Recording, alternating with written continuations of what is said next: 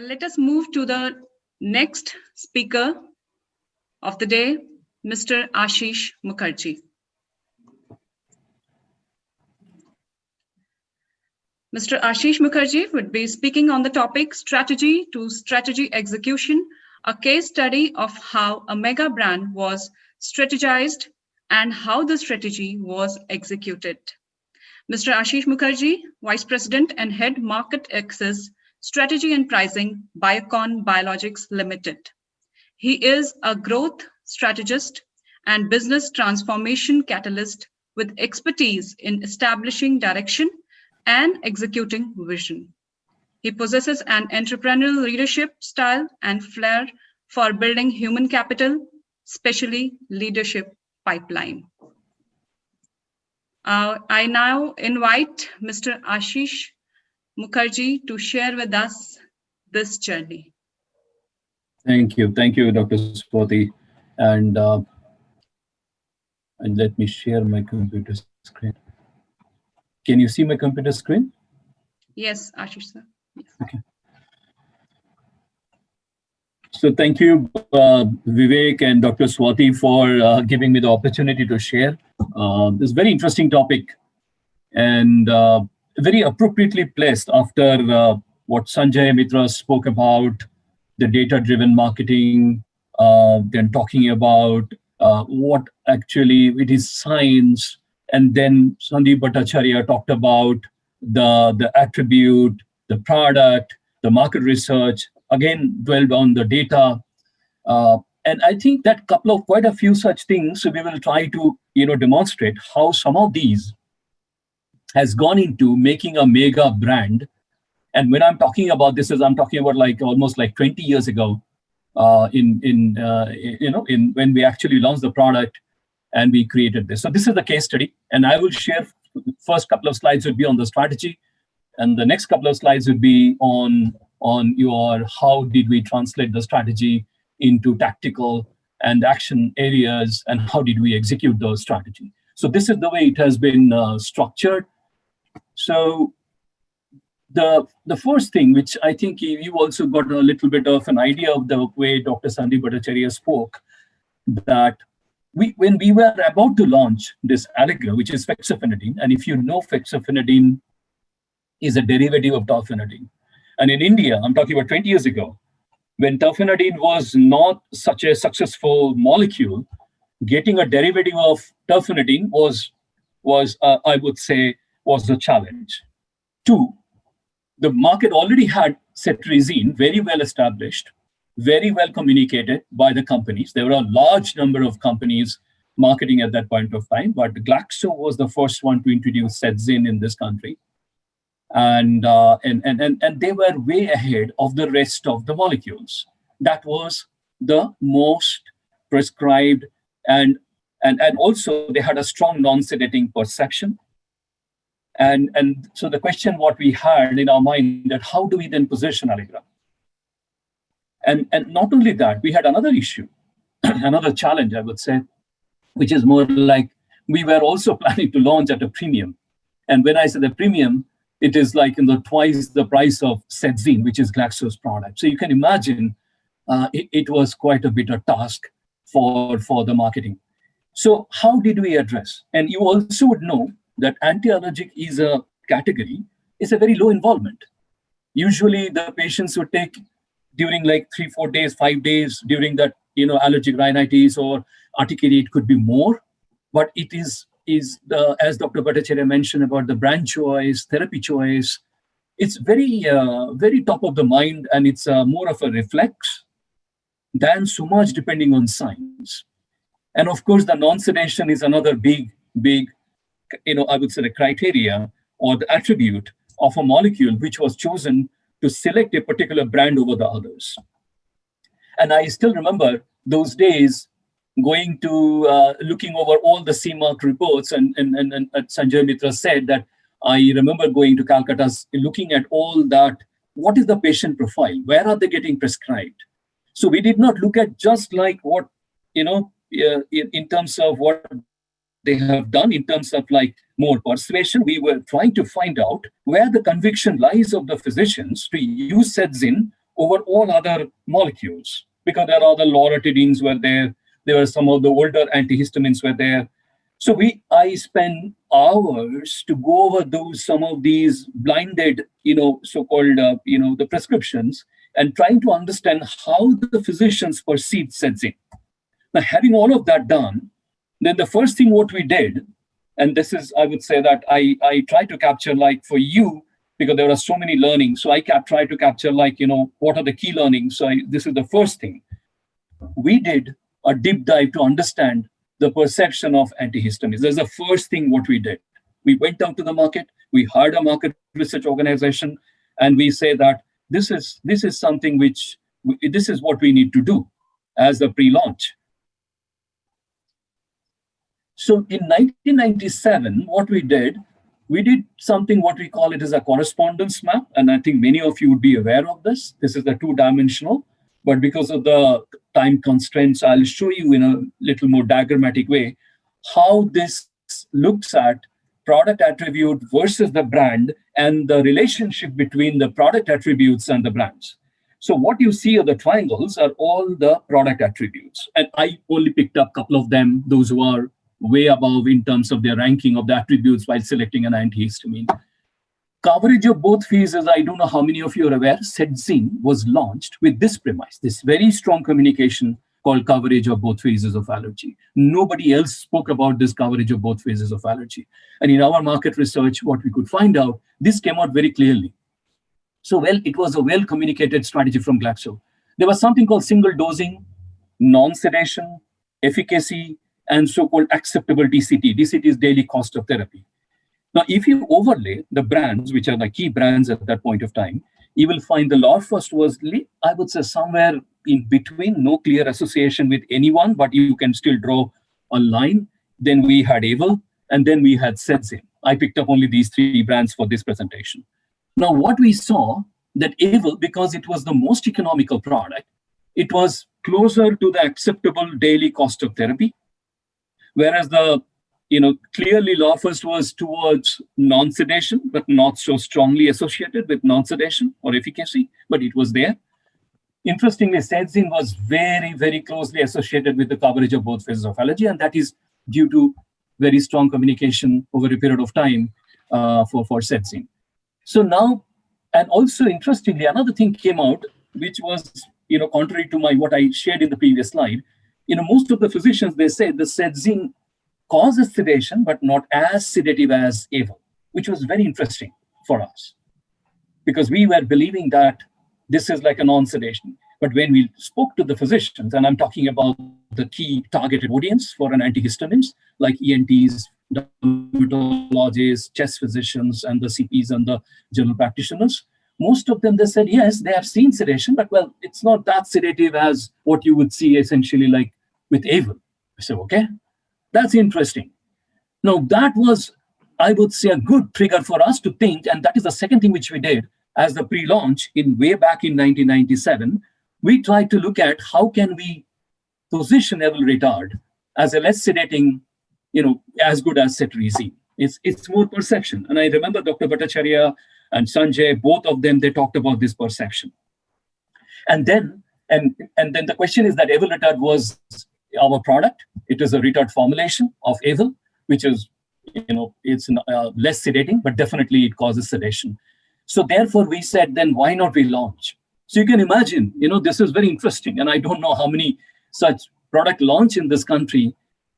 We were thinking about launching or relaunching a product for imminent launch of another product. And this has not happened in the past. I have not seen, at least. So this is a big decision for the company. And what we then, in the next slide, what I wanted to share is something which is even more interesting. And this slide is, again, extremely critical. And I would say this is the most important slide. So here, what we looked at, how do we relaunch Avel retard to reposition Sedzin as less sedating? And then we create a truly non-sedating segment. So just, again, very schematically, to tell you that traditionally, the antihistamine market was divided into two. One is the sedating, very clear, where the chlorpheniramine maleate, phenramine maleate, dexchlorpheniramine maleate, a couple of these products were there. And then you have the non-sedating, which is like, essentially it was cetirizine was leading. but there were loratadine, tarfenadine, astimizole. These molecules were also there. Now, what then we thought with this available launch, why not we? Because sedating, we don't want to target. So sedating remains as it is. Then what we thought with the targeted medical communication, how can we, and with the launch of available retard, how can we break that non-sedating into a less sedating, which is like you put cetirizine there, and then create another space for truly non-sedating, which is like most of the physicians, when we did the market research, they said, no, there is no such molecule today in the market, which is truly non-sedating. And then what we did, then we saw that it works very well for us, because then Avel is like absolutely strongly positioned in the sedating segment. Then we have Avel retard, we can launch. And then, of course, we can introduce our Allegra into the truly non-sedating. And remember, this is not a physical segmentation. This is perceptually we are trying to create as a truly non-sedating antihistamine.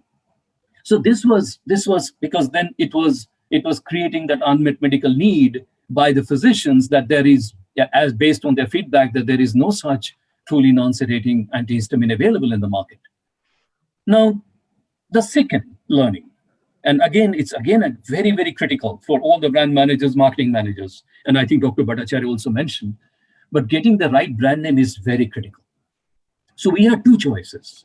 We had Telfast, and Telfast, just to tell you, the Telfast is like based on the fast relief, and it was mostly given to the countries outside Canada and US, whereas Allegra was the other brand name, which was primarily for Canada and US. And obviously, as we are not one of these two countries, so we were told that we need to go ahead and launch the brand called Telfast. But we convinced, and we had several number of discussions with our global regional teams, and then we convinced them why is it important, because Allegra is synonymous with allergy, and Allegra also is important to communicate, because it actually has that perception it creates that this is a product for allergy. So we had put a lot of efforts to convince our global and the regional people to get us the Allegra, and finally we got the Allegra. And interestingly, it was the only country where they agreed to have Allegra outside US and Canada. Now, if I move on and share with you the rest, I talked about the three things, and now the fourth thing, which now moving towards from the strategy to the execution. The fourth thing is all about excellence in execution. How can we flawlessly execute?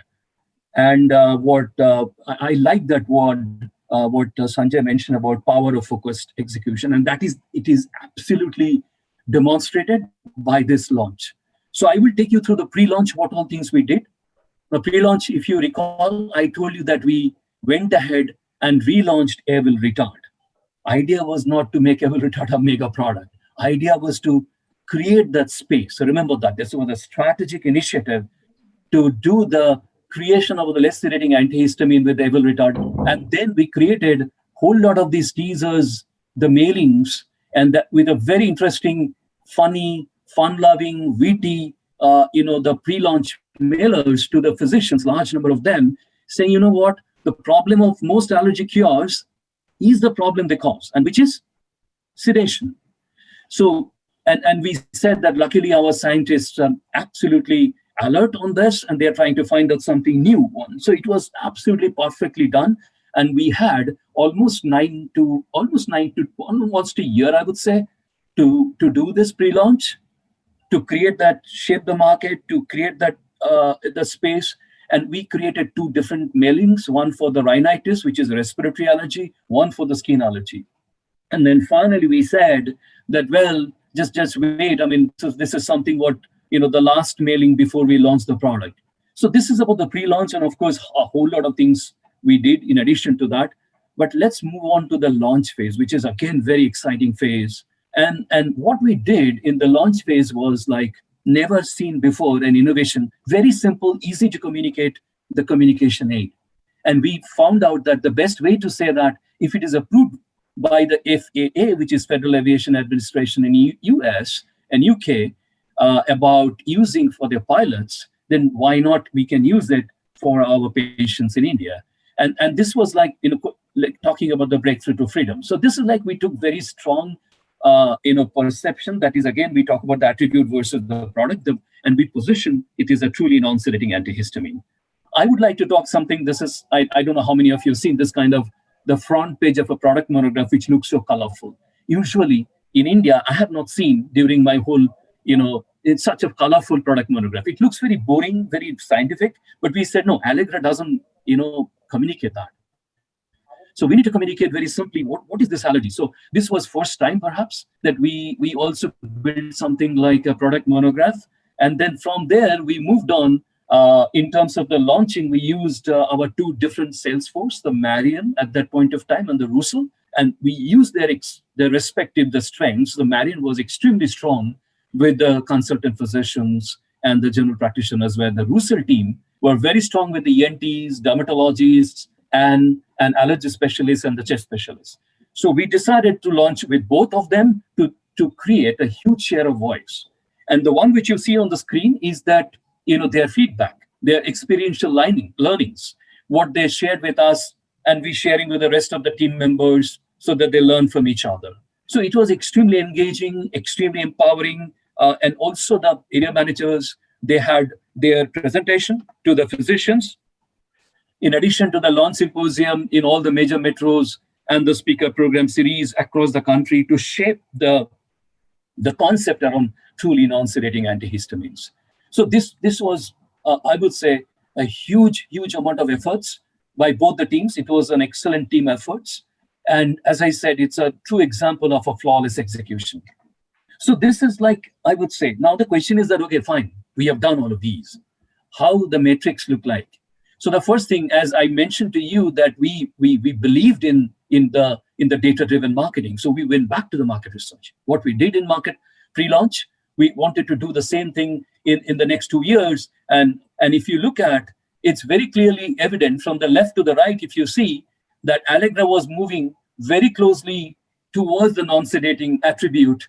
And if you move from the left to the right, you will see that it is now closely associated. And that is exactly what we want to position single-mindedly, driving the communication towards truly non-sedating antihistamines. So this is our, again, dependence. And as I said, we believed in the data-driven marketing, on the science of doing the communication, the brand communication to the physicians. And this was, again, an eye-opener for us when we look back and say, hey, this is something what we tried to achieve. And this is, we can see, and if you see from the left to the right, it's a gradual moving towards that attribute for the brand. And finally, if you say, Ashish, okay, fine, this is all fine. What about the market share? What about the numbers? And if you look at the market share, we continue to gain the market share in that highly crowded, with very strongly perceived cetirizine molecule there. We continue to grow the brand there. If you look at the market share, we continue to grow the market. And I'm talking about the total antihistamine market, and I'm talking about only up to 2000. But if you look at now in this year, like in the last year, 2020, I looked at once again when Vivek called me and I said, hey, let me take a look, because I never look back and then try to understand where we are and here for you to see where the brand is today. The brand today is around 250 crores. One brand is a mega brand, and it is the overall brand leader, is a category leader, you can say, in that anti-allergic market, and growing at 6% even after 20 years. And the market share is around 19%. So it's clearly evident that if we follow a clearly guided, scientific, data-driven marketing, and that is exactly what I wanted to summarize in this slide, that we started, my first slide was, how do we learn from the market research? So this is what we did, the correspondence map, shaping the strategy. We did not do it intuitively. We did not do it like impulsively, and I know the market, that I know, and all of us, we know, and the Dr. Bhattacharya said that, the boss's intuition is always better than the subordinate's intuition. We did not follow that. We said, okay, what the data says. And then also we had spent significant amount of efforts, our strategy into the pre-launch planning and the execution, and to shape the market. So I would say to a large extent of the success of the brand was the point number 2, which was the pre-launch, what we did with Evil Retard. And finally, it is about single-minded focus. And I think, Sanjay, you could see that, without knowing that you'll be presenting, it's again the focused execution. And that is exactly what we did as a team by shaping the advocacy through the scientific engagement with the doctors, thought leaders, international speakers, publications. And remember, this is very, very, the area zone of convincing, not the persuasion, because it is all about scientific engagement with the physicians. And then, of course, all of these innovative approaches, the very empowered team, the field force, and to create that kind of a share of voice, single-minded positioning statement, all of them led to a very, very successful launch of Allegra. And a lot of learnings we had in the process. Even after 20 years, I feel that was a fantastic example of what data-driven, scientific-driven marketing can do to the brand building and the brand that lasts. Lastly, what I would say, in my opinion, and it's not my word, that in reality, the strategy is very, very straightforward. So once you pick up a particular, strategy, your direction, the rest is all about execution. So with that, I would like to thank for your patience, for your, in terms of inviting me once again, Vivek and Swati, for the opportunity to share some of my learnings from Allegra launch. So thank you so much. Thank you, Mr. Ashis Mukherjee, for sharing with us this journey of Allegra. And I believe after looking at this particular slide set, many brand managers' minds would be full of ideas and what to do and what not to do. You talked about not thinking of creating mega brands, but focus on placing the product. It's not about creating brouhaha, but about focus, creating a mind space and focusing on attributes. That was wonderfully put, Mr. Ashish. Let me take a question from the chat box. It is from Mr. Swaroop Chanda. How long after Evil Retard launch and perception building was Allegra launched? Second question he has put up. Also, did Evil Retard had an impact on cetirizine market share in first 2 years of launch? Very interesting questions. So yes, Evil Retard, between the Evil Retard, as I mentioned, we had almost 9 to 12 months time period. We had that gap, we had that advantage. And that is one thing. So we had went up. And also I mentioned, if you recall, that we said that our objective was to create that space perceptually in the mind of the physicians. That nobody was ready to. We did not expect that the physicians will start, writing the Evil Retard, but it's challenging them and to create that again the shift in their perception that cetirizine is not truly non-sedating. So once again, you highlight that, and that was highlighted extremely well. And we could see that when we could create, because most of the physicians then they said, we don't have a truly non-sedating antihistamine. So it definitely made an impact, not in terms of the market share, but in terms of perceptual positioning of cetirizine in their minds, made a huge impact. So everybody started talking about cetirizine. You know what? Actually, I don't accept that it is a non-sedating. I can say it's a less sedating and less sedating compared to your Evil. And that was exactly our objective was. But thank you asking for the question. Thank you, Ashish. I will take up another question and then we move to the next speaker. Mr. Haram Sakpal is asking, what were the hurdles you faced in drilling down to actionable strategies and creating a perceptual space?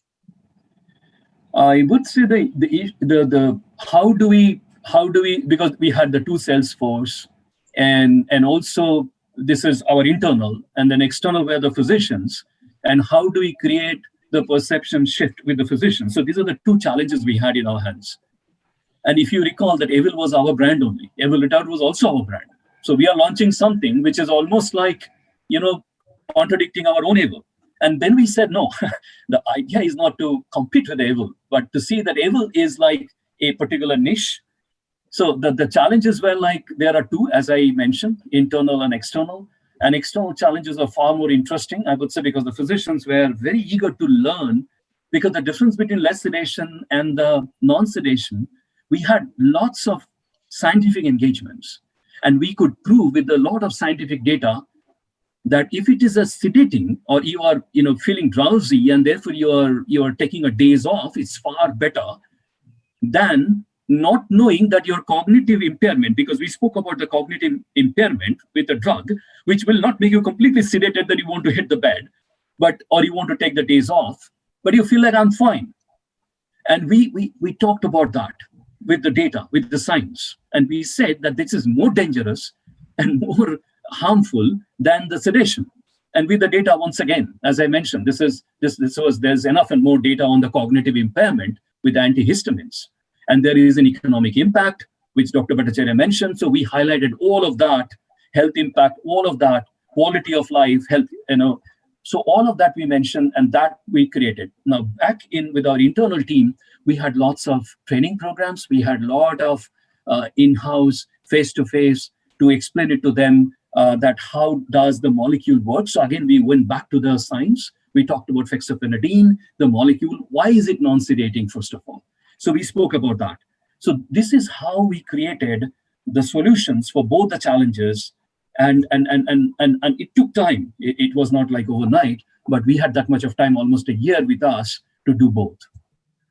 Hope I could answer, Yes, Ashis sir, completely.